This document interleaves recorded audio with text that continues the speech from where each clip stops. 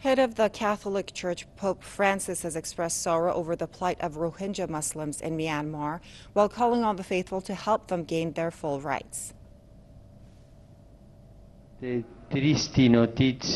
Sad news has arrived over the persecution of the religious minority, our Rohingya brothers. I would like to express my full closeness to them. Let us all ask the Lord to save them and to elicit men and women of goodwill to help them, for them to be given their full rights. Let us also pray for our brothers, the Rohingya.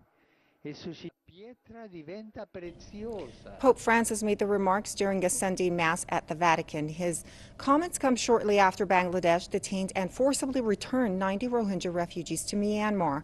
The refugees were fleeing to a camp in Bangladesh after Myanmar's troops opened fire on hundreds of them. The Rohingya Muslims were escaping their homes in Myanmar's Rakhine state. The new round of violence came after a report commissioned by the Myanmar government concluded that immediate measures have to be taken to end the ordeal of the country's Muslim minority.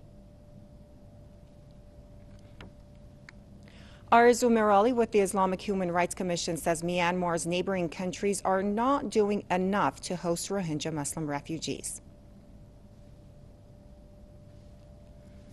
This is reflective of a long-running standing problem in the region, and we've seen this with India as well in the last week or so, also wanting to deport not just recent refugees from Myanmar, but people who've been established in India for over a decade.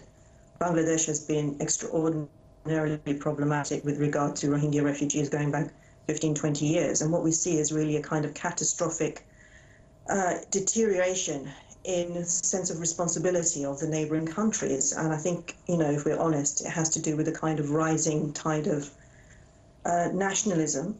Sometimes it's dressed up as a kind of rampant Hindu nationalism, sometimes it's as a, secular nationalism. I think all of them are secular in different ways, which essentially denies the agency and the right to humanity of other people, and the Rohingya are right in the firing line, as it were, as being a prime example where this kind of hatred manifests itself as government policies.